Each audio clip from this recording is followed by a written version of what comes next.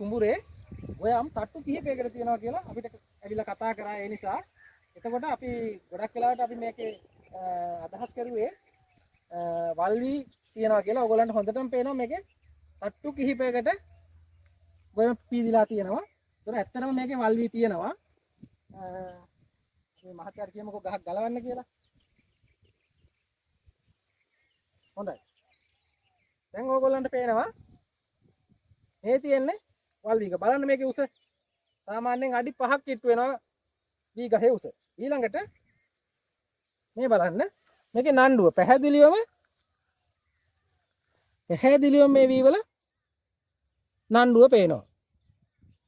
හැබැයි ඕගොල්ලෝ මේක කපා ගද්දි මේ වී එක ඕගොල්ලන්ට කපලා ගෙදරට ගන්න හම්බෙන්නේ නැහැ. මේක මෙහෙමම වැටෙනවා කුඹුරට.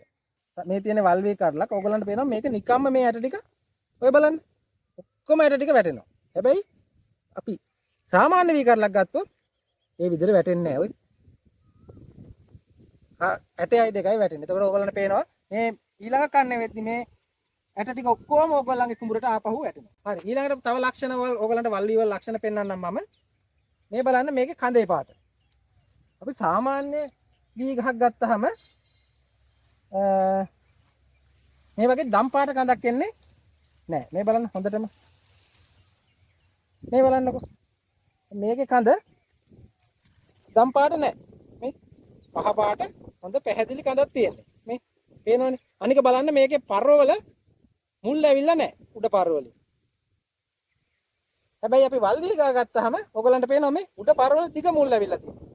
අනික කඳ මේ දම් හොඳටම දම් පාටයි. මේ පරවල දිග මුල් ඇවිල්ලා දෙනවා පරවලින්.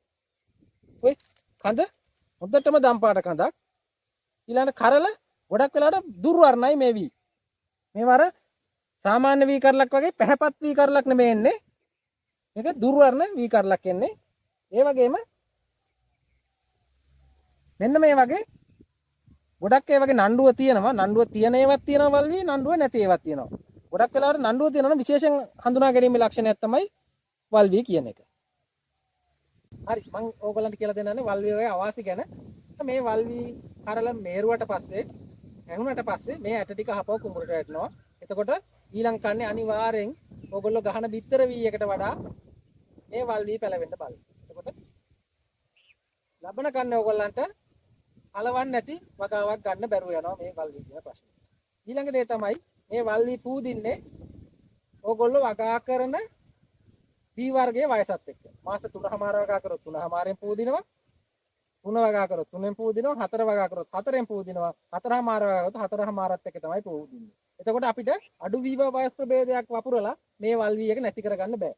ඊළඟ දේ තමයි මේ බීජයක් කුඹුරට වැටුනහම මේක එක කන්නෙන් පැලවීම නැතුව යන්නේ නැහැ. ඔයගොල්ලෝ දන්නවා සාමාන්‍ය අපි හොඳ වී වර්ගයක් කුඹුරට වැටුනොත් ඒ කන්නේ පැලවෙලා දෙවෙනි ගිය හැවට පස්සේ ආයෙ කුඹුර වී හැදෙන්නේ නැහැ.